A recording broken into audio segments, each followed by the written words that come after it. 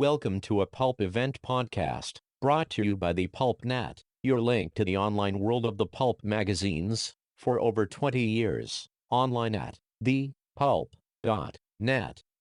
In this Pulp Event podcast, Laurie Powers discusses Love Story magazine and the romance pulp phenomenon. Laurie received the annual Munsey Award at PulpFest 2016. She is the granddaughter of pulp writer Paul S. Powers, and is currently working on a biography of editor Daisy Bacon. This was the first of two presentations on A Century of Specialty Pulps. The talk was recorded on July 22, 2016, at PulpFest 2016 in Columbus, Ohio.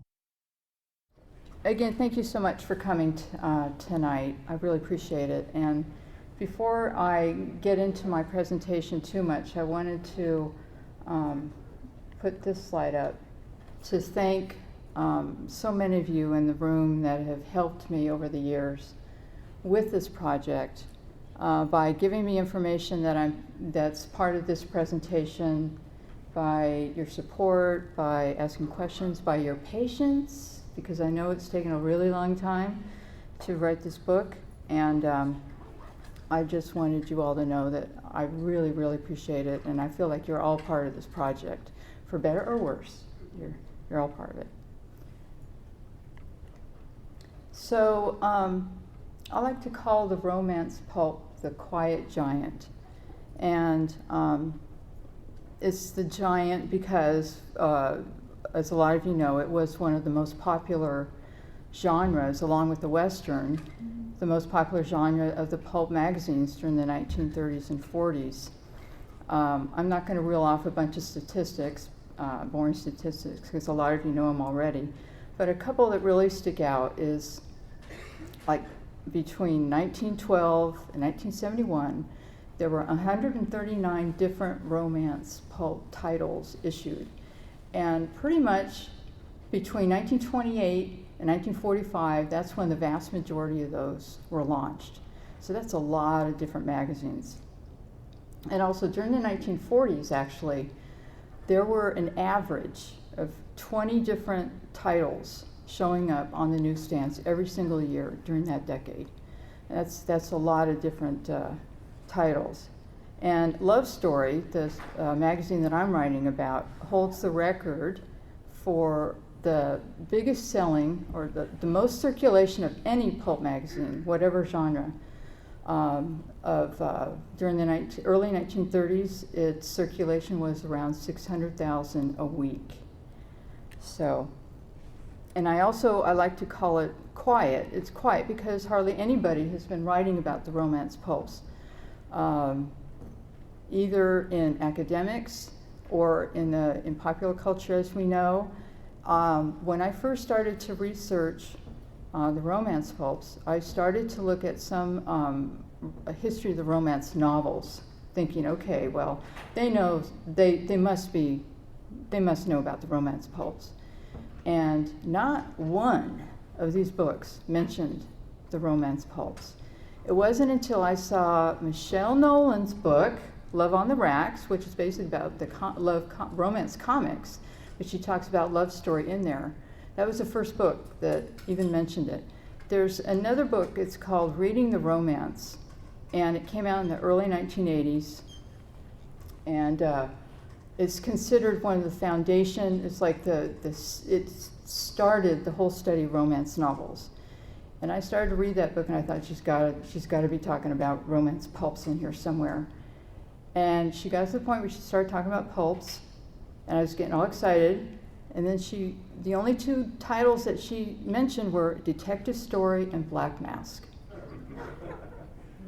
So at that point, I just kind of gave up. So that's why I call it the quiet giant. Now, and Love Story, like I said, was far and above the leader of all of the pulps during all the romance pulps during the entire time it was on the market. This quote is from 1941 from Writer's Yearbook, and I'm sure that the writer's exaggerating a little bit, but he was trying to get a point across that no one doubts that Love Story has several times cleared $500,000 net profit a year As a business for its investment, it rivals U.S. Steel, AT&T, or General Motors. And this was 20 years after the magazine had been launched. So even after 20 years, it packed a lot of power. And if you're wondering, I looked it up, and $500,000 in 1941 equals to about 8.3 million in today's money.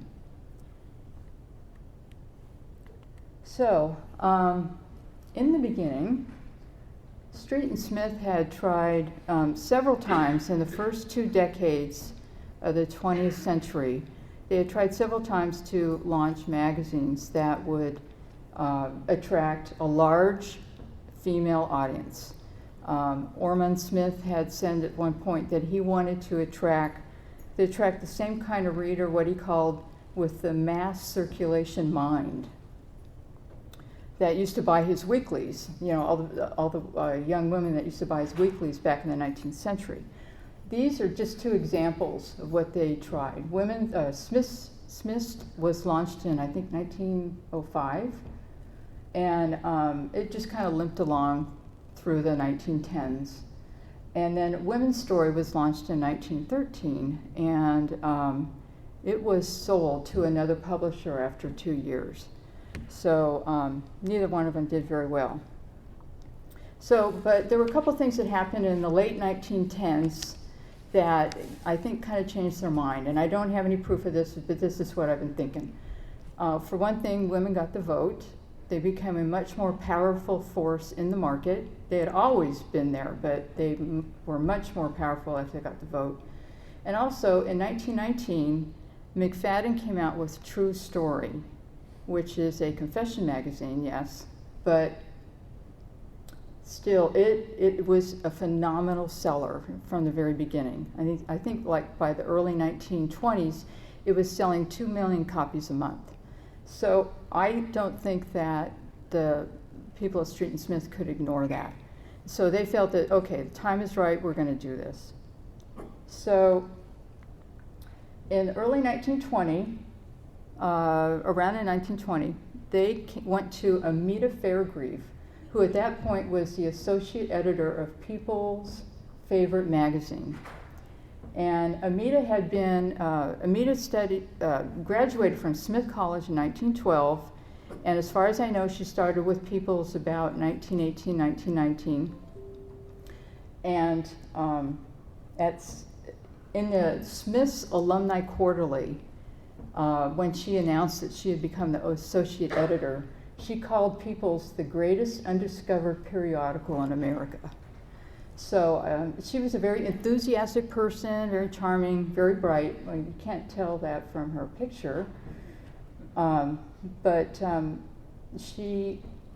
the writing on the picture, I got this from her yearbook, and she got married, and whoever wrote on that yearbook wrote the married name above every person's name, above every person's picture. That she ended up getting married actually in 1922, and but she kept Fairgrieve as her business name. So they gave Amita the assignment of being the editor for a new magazine they were launching, and legend has it that, and this has been told a million times, that Amita went into an office at Street and Smith and with a bunch of dime novels and read all these dime novels for 6 months, and then came out after 6 months with the idea for a love story. And if you really think about it, it doesn't make sense to me, because I would think that with somebody, especially with Henry Ralston around, who was, in charge of launching a lot of magazines there, and he was a genius, pretty much when it came to ideas. I think it wouldn't have taken him 6 months to figure this out. And I think what happened was they decided to launch the magazine, and they told Amita that she was going to be the editor and that she better get up to speed on romance stories, because she didn't have a lot of experience in that. So that's what she did. She went into an office and read dime novels for 6 months. And when she came out, the first issue of Love Story, yeah, see, that's what the font is kind of funky, Chuck. So the first issue of Love Story came out in May of 1921. And on the right is the table of contents, and you'll see up at the top it says published quarterly, but it was never quarterly. It went right into being a monthly. And it was a monthly for a couple of months, then it went to a semi-monthly, and then it went to a monthly. And the stories, just like what Amita was reading, were of the dime novel variety. They were very Victorian stories, very chaste. There was nothing, it's nothing like true story, that's for sure.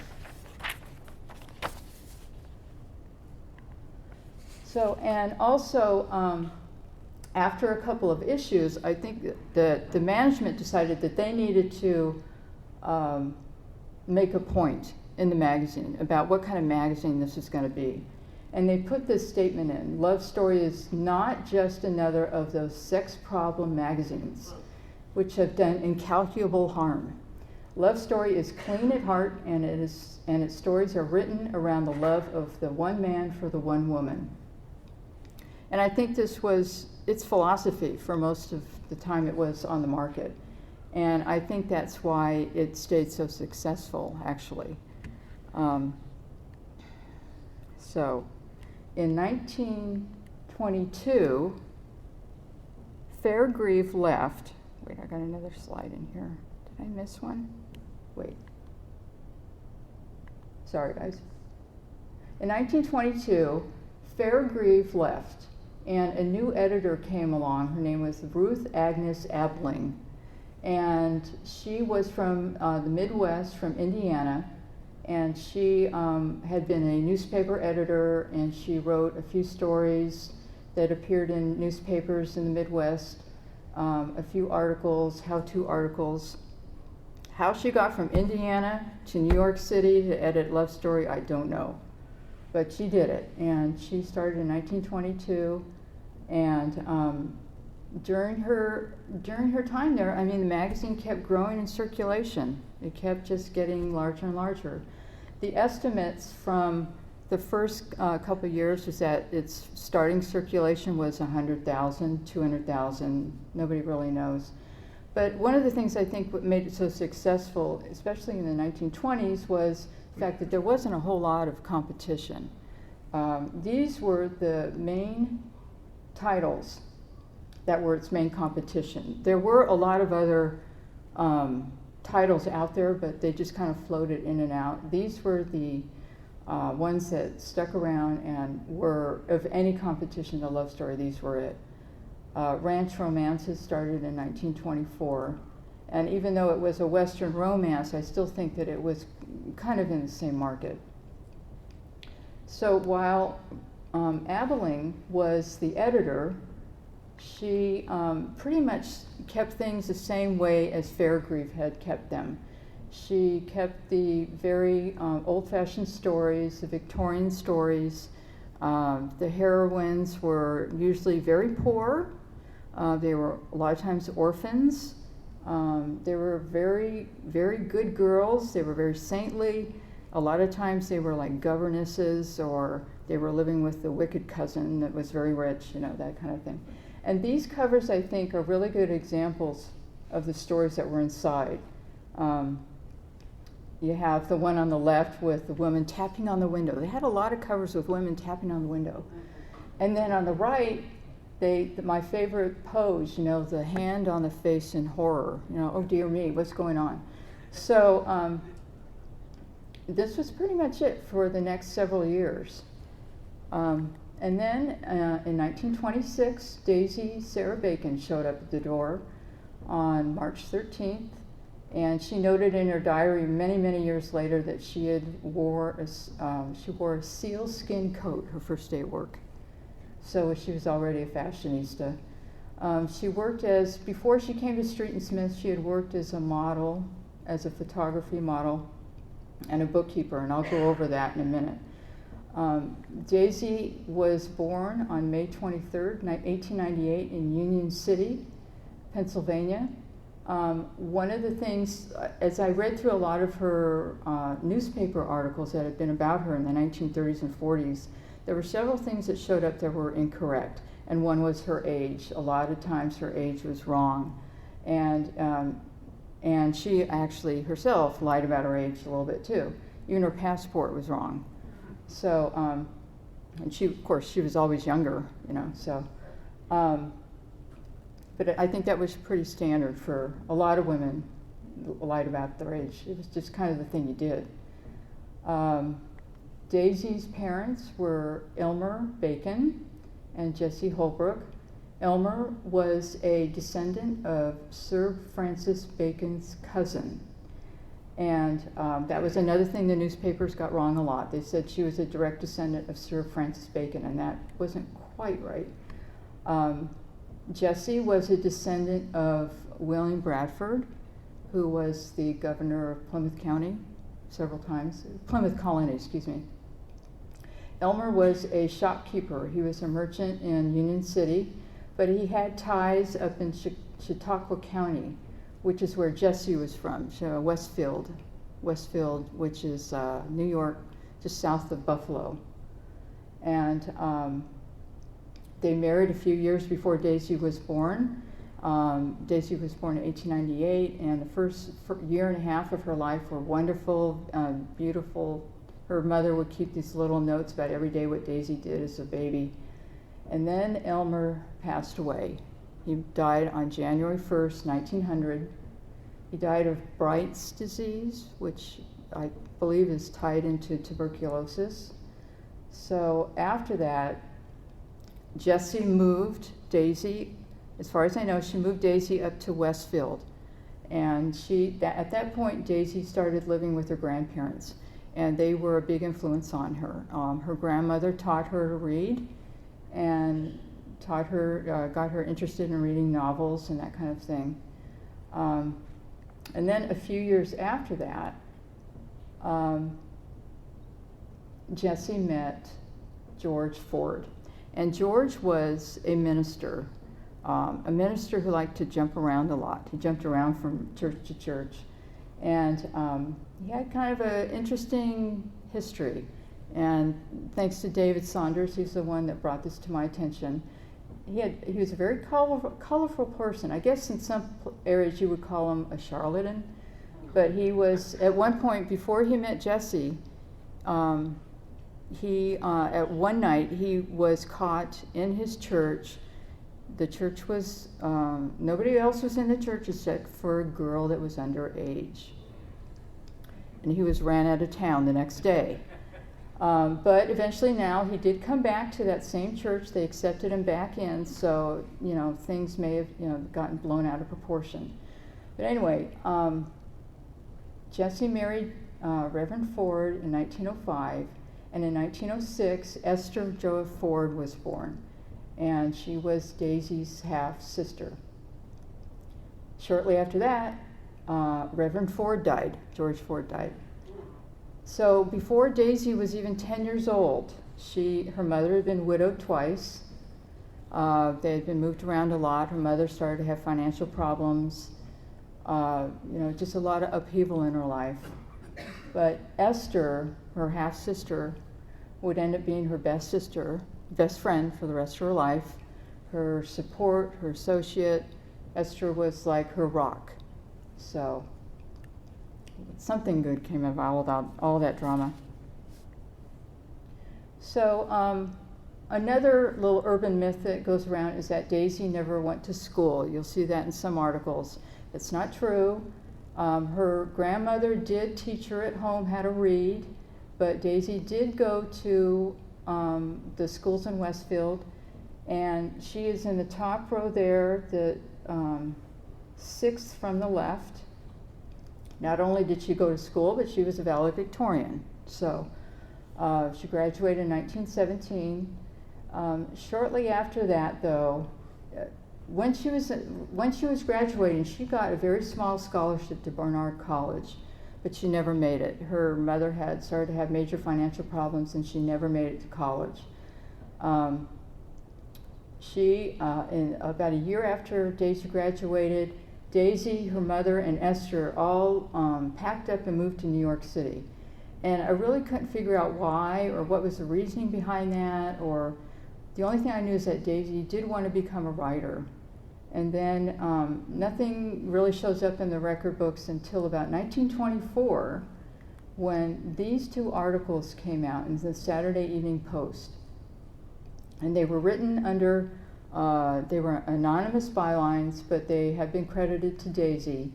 And the first article was published in June 1924. It's called On the 14th Floor, and it's a first person. Basically, she's ghostwriting for her mother, Jessie, because when they got to New York City, Jessie got a job as a chambermaid in the hotels in New York City. And so this is, Daisy wrote this account of Jessie's life as a chambermaid. The second article was published 2 months later, and it's about Daisy's job. At that point, she was a bookkeeper for an auctioneer whose main source of business was auctioning off luggage that had been left unclaimed in hotels. So she got a 6-page article out of that. I mean, she really could get into the details and talk about, I mean, just fascinating pieces, really. And so she didn't make a lot of money on these, and unfortunately, she never got published again in Saturday Evening Post. But this was her ticket to get into Street and Smith, pretty sure. But like I said, she ran out of money. She needed to get a steady job. And so in 1926, I'm pretty sure this was the ad. She saw this ad in the Sunday Times, and it was for a young lady, well-educated, is needed in a publisher's office. Desirable environment and personnel.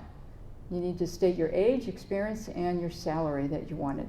So she answered that, and as far as I know, that was the ad for Love Story magazine. So when she started at the magazine, her first job was to be responsible for the Friend in Need column, and that was the advice column in the magazine. During the next 2 years, she worked on that column. She also wrote 4 stories for Love Story, and she also got a feel for how to run the magazine. She went around and she asked questions, and she just kept an eye open for things to learn. So she was definitely ambitious. And then in March of 1928, she became editor. And it sounds like, and you'll hear this in a little clip I have later, it sounds like the management asked Ruth Abeling to leave, and they put Daisy in charge. And she began to slowly make changes to the magazine. She made the heroines more up-to-date, more modern. She made them more independent. And so Daisy also started to work with writers, to groom them to write these kinds of stories. In 1929, Daisy hired Esther to be her associate editor. And Esther worked for Daisy for the next 20 years. And from the day that they started working for the rest of their lives, they called each other Bacon and Ford. And that's in their professional lives, in their personal lives, even in their journals, they called each other Bacon and Ford. So another thing happened in 1920. All Story magazine was launched, All Story Love Stories. And there's Amita again. Amita Fairgrieve was named the editor of All Story. And from then on, she and Daisy had a great rivalry. And they, they competed for a lot of things. They each got a lot of press, but I think Amita resented it because Daisy got a lot more press than she did. And in fact, one time, Daisy asked Jane Littell, who was another editor, she asked her, why did Fairgrieve hate her so much?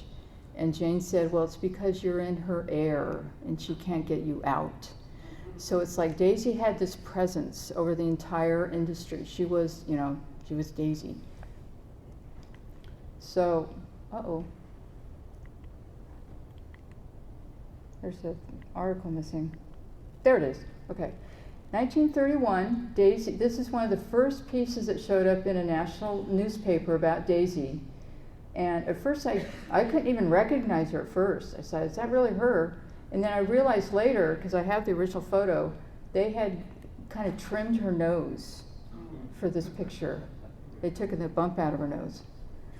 But this is one of the first articles that she was interviewed for, and she immediately started to use these interviews as a launching pad to talk about how women in that period were becoming more independent. They didn't need men to support them anymore. They could make their own choices. They could become stronger in relationships. So she really was a spokesperson for young women during that time. And Amita also got a lot of press. And I'm sorry, those are kind of lighter. The copies are a little bit lighter than what they're supposed to be, but it's okay. But Amita, this is an article that about Amita that came out a couple of years later. And sure, her philosophy was a little bit different about her magazine. She in this article, she wanted to talk about what women were attracted to physically in men. And this is one of my favorite quotes. She says, "The caveman is the most popular hero. Next to the caveman is the maligned hero. When a story has a maligned caveman as a hero, the whole idea is splendid." So, by 1931, Love Story was like on a steamroller. That's when it hit its highest circulation. It was running about 600,000 a week. I think that there's several reasons why it became so much more popular than the other magazines. One is the quality of the stories. Daisy always made a point of training her writers that the story comes first, the love comes second. And that was her mantra throughout her entire career. The magazine, like I said before, had a reputation as being more old-fashioned.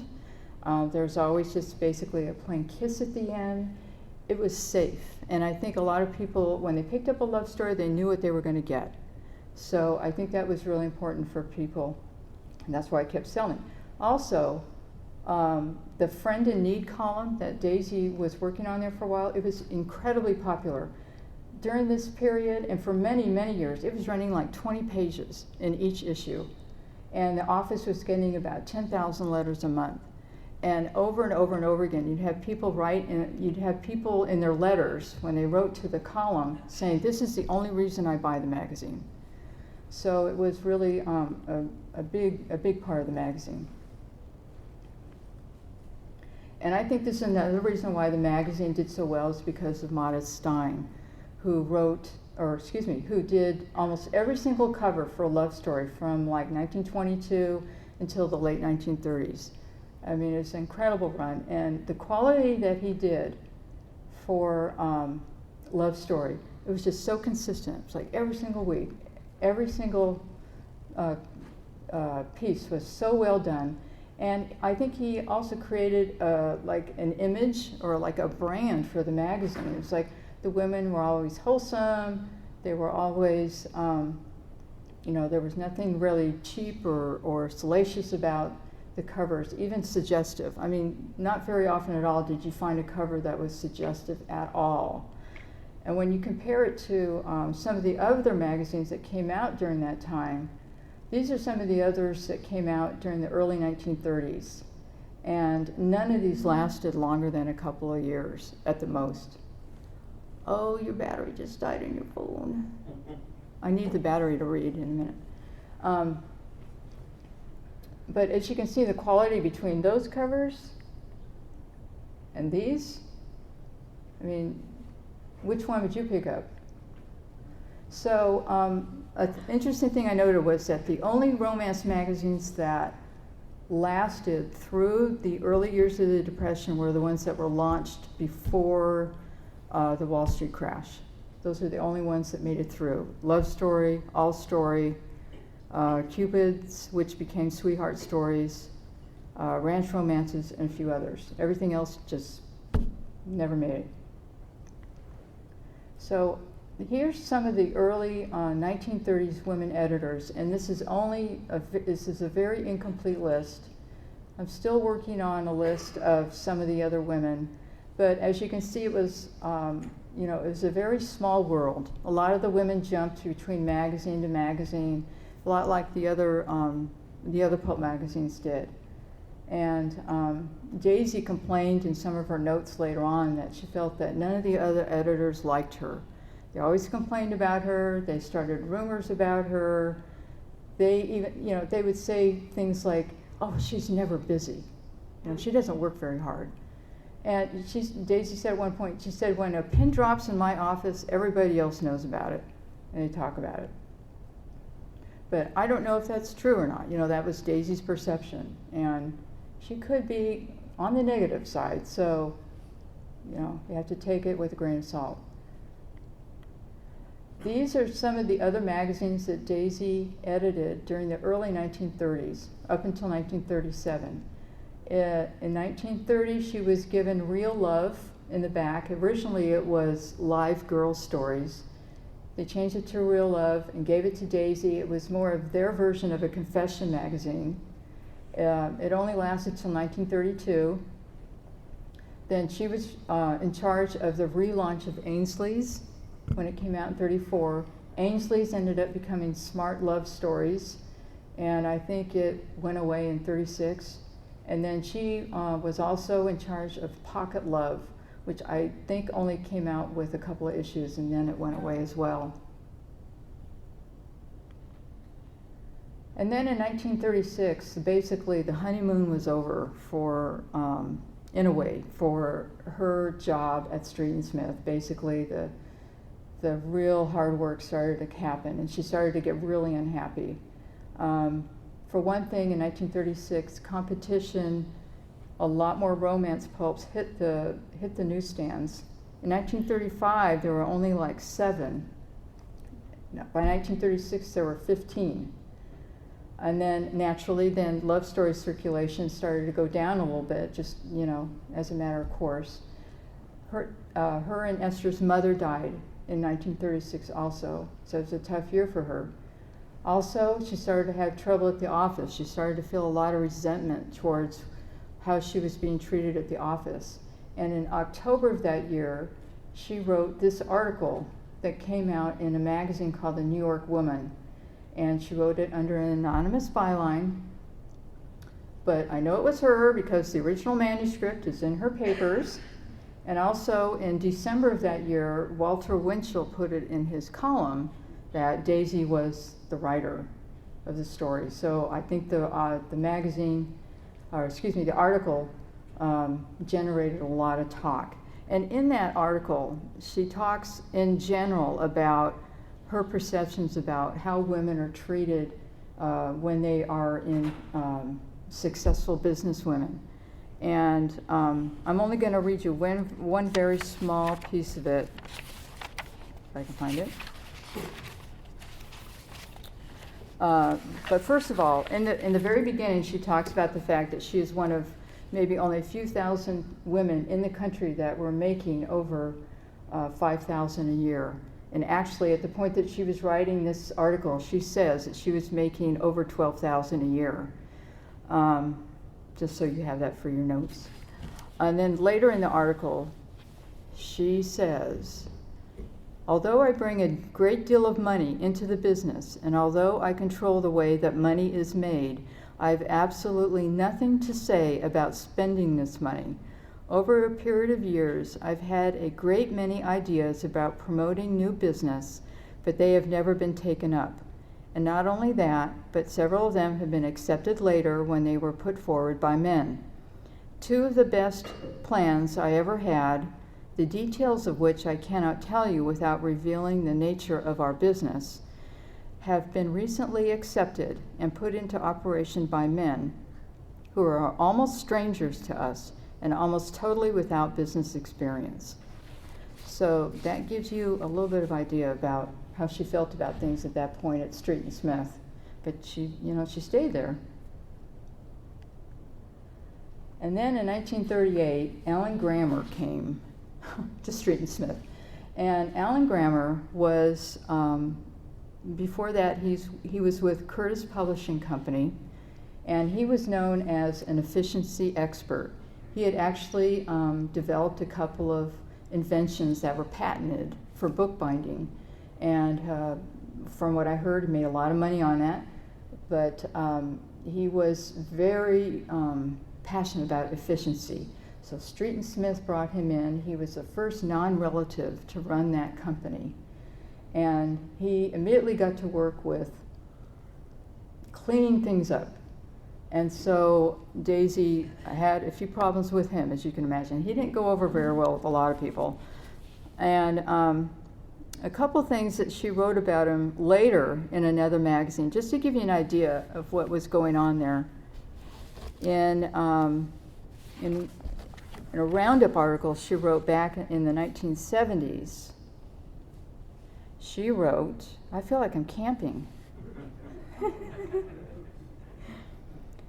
She goes, now there had to be a conference every time the president learned from the controller that an author's check had been attached.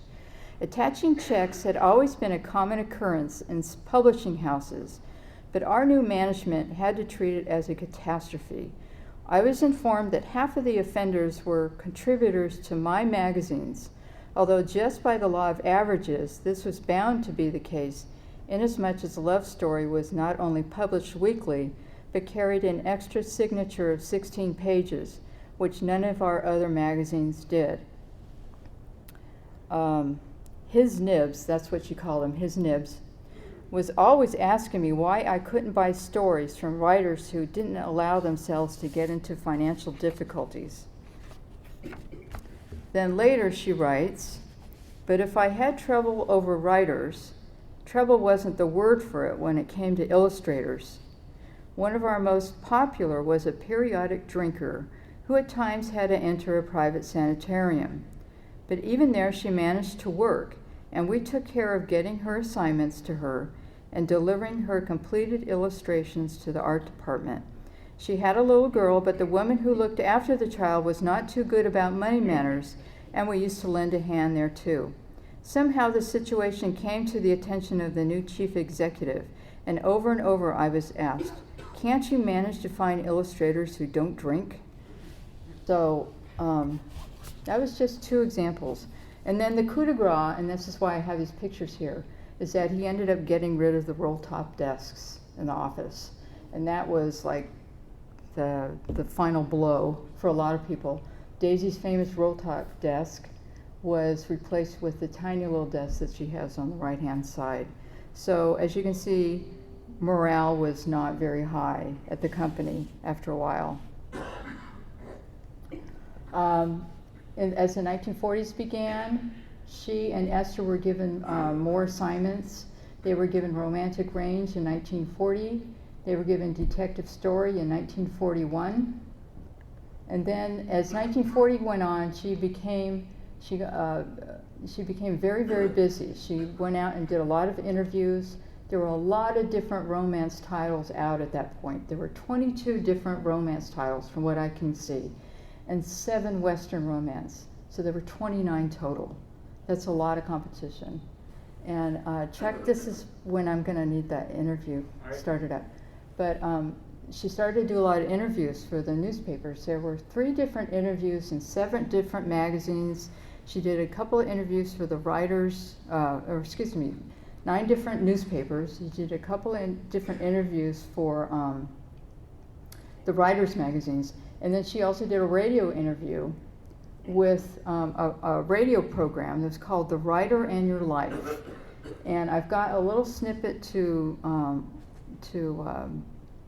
play for you. And actually in it, she is doing an interview with a man named Clark Robertson. He is the other person being interviewed. He was writing stories at that point for Love Story, and he was also Esther's fiance. But we won't hear from him, unfortunately. We don't have time. But I want to have you listen to the first 5 minutes of this interview, because it's really nice to hear her voice and to hear how she talks about how she started a love story. The Writer and Your Life. Station WNYC presents the 7th in a series of programs aimed at a better understanding between you and the writer. These programs are written and directed by George Asmus, who also acts as your master of ceremonies. Mr. Asmus. Good evening. Some time ago, I asked Daisy Bacon and Clark Robinson to appear jointly on my program. When Mr. Robinson agreed to appear, I was happy. But when Daisy Bacon accepted, I positively gloated. Here at last was my opportunity for a classic revenge. Here was a chance to edit an editor. I could just visualize myself getting hold of the sheet on which was written what she expected to say and gleefully slashing away with a blue pencil. But somehow it didn't quite work out that way. I've been acquainted with Daisy Bacon for some years. I've even sold her stories. But I don't know any more about her now than I did when I first met her. So far, she has refused to talk about herself, and it's only my faith in the magnetic powers of the microphone that makes me hope we may get her to do so tonight. Daisy, what about it? Just why have you been so reluctant to talk about yourself or your work? As for the first, I think a person's private life should be private. About the second, you can find your answer in almost any magazine. You will find prominently displayed the names of the stories and articles, the names of the authors who wrote them, but the editor remains in the background, which is where I think she should be. But you're a writer too, aren't you? At least I've heard that you started as one. Yes, I did, but I'm not one now. They say that editors and critics are disappointed writers. How true would you say that is? I can only speak for myself, and frankly, I don't know just how well that would apply to me. I was rather fortunate when I first started writing. You see, I sold my first story. To what magazine? To the Saturday Evening Post. Oh, then you did manage to make a living at it from the very beginning. Not at all. That is why I took a job on Love Story magazine. How in the world did you, an unknown writer, ever get such a job? I got it through an ad in the New York Times. Good Lord, I never heard of anyone actually getting a job through a want ad. Do you mean to say that you just walked in there and became editor of the magazine? No. I started doing the Lovelorn column. Well, how did you get to be editor? Sometime later, the publishers decided to make a change. I was doing the makeup and part of the reading anyway, and the publishers just let me go on with the rest. And did you go on writing at the same time? No, I had too much to do editing other people's stories. Also, it's a full-time job giving the readers of a weekly the stories they want. You mean the love stories they want? No, I mean stories. You can't just split up your life and say, this is my love life, this is my business life, this is my social life, and so on. They are all bound up together and depend on each other. Well, just what is a love story? You might just as well ask me, what is a story? I don't know, and I don't think anyone else does. I remember we once had a little girl in our manuscript department who looked through the stories which were simply addressed to Street and Smith, and when she found the word love anywhere, she'd mark that manuscript for love story. But a few words of love and a romantic setting do not make a love story. One of the most romantic stories we ever published was about auctioning off the tobacco crop in Kentucky. I can see from that a romantic setting is by no means compulsory. You are quite right. Love and romance do not depend on geography. But whatever setting a writer chooses for his story, we do demand that he know his background. Sometimes the whole value of a story may be lost because the writer was unfamiliar with the location. Well, are there any preferred plots for love stories? Are there any preferred plots for a woman's life? Having men pay attention to you, getting married, having a family like your husband, getting used to your in-laws, all these things are important to a woman, and therefore a good basis for stories. It's so funny because at that point they had to turn the record over. So he says, oh, I got to check my notes, and then turn the record over while he's doing that.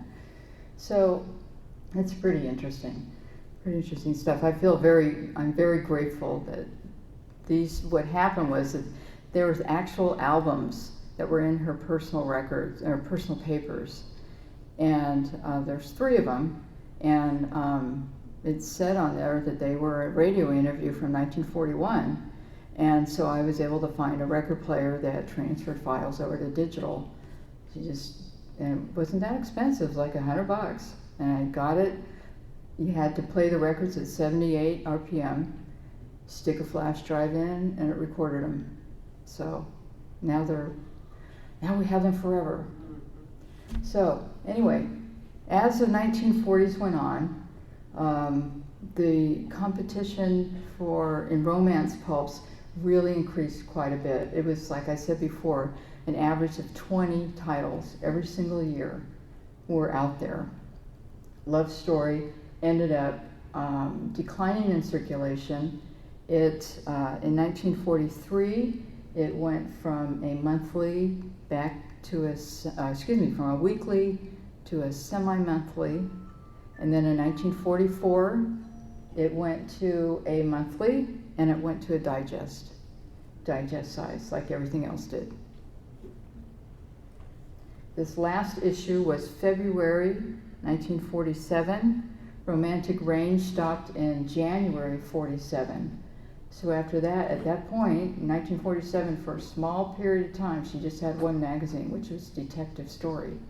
And then the last years of Doc Savage and The Shadow were hers. 1948 is when she acquired the editorship of those two. And as most of you know, the stories, there wasn't a lot of notice when they quit these magazines. They basically came in and told her it was over. On April 9th, 1949, it was announced that Street and Smith was stopping all the pulps, and on that same day, Daisy was let go. She was fired. Esther stayed on at the company for another at least 10 years, working for Street and Smith, and then it turned into Condé Nast. At the point that Daisy was let go at Street and Smith, she was 52. And actually, I have a note that shows that she went and she interviewed at McFadden Publications after that. But either they didn't take her on, or she decided she didn't want to work. She retired at that point, and she moved out of the city. She moved to Port Washington on Long Island, and she started to write something that she had always wanted to do. She had actually written a novel in the early 1930s. While she was doing everything else, she'd written a novel, but it was never published. She had turned it in and tried to get it published, and they had turned it down. So she started writing again in the early 1950s, and she was actually writing 2 books at once. She was writing Love Story Writer, which was her how to write love stories for the magazines. And that has a little bit of her personal life sprinkled throughout, and it also has a lot of stories about working at the publisher also. And you guys will love this. She was also writing a novel based on her Street and Smith career. It was all going to be all about Street and Smith. It was going to be her tell-all, and that manuscript does not exist. She either burned it, she tore it up, something. It's gone. So Love Story Writer came out in 1954. And then, that wasn't the end of it though. She did finally get her vengeance back at Grammar. She ended up writing this article that showed up in the Roundup in 1975. It's called The Golden Age of the Iron Maiden, and she talks about the demise of Street and Smith, and she really feels that a lot of it was due to the poor management. This was published in 1975. I'm pretty sure that she probably wrote it a few years before that, but even at that point, she was 77 years old, and she was still getting published. So, the font went off on that one too. Esther ended up moving in with Daisy after Clark Robertson died in the early 60s. Esther moved in with Daisy after that, and they lived together until Daisy died in 1986 when she was 88, and then Esther died in 1989. Before Daisy passed away, she set up a scholarship for high school students in her area, for students that wanted to pursue a career in journalism. That scholarship is still going on today. She set it up before she died. I think it went into effect in the early 90s, and it's still going on today. At least 250 students have benefited from that scholarship so far. So even though she was forgotten in a lot of ways by a lot of people, her legacy lives on now. So that is it. That is the end of my presentation.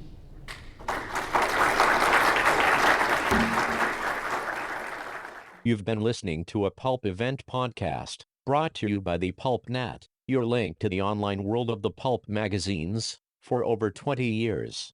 Please visit us online at thepulp.net. Thank you for listening, and keep reading the pulps. The Pulp Event podcast is copyright 2016.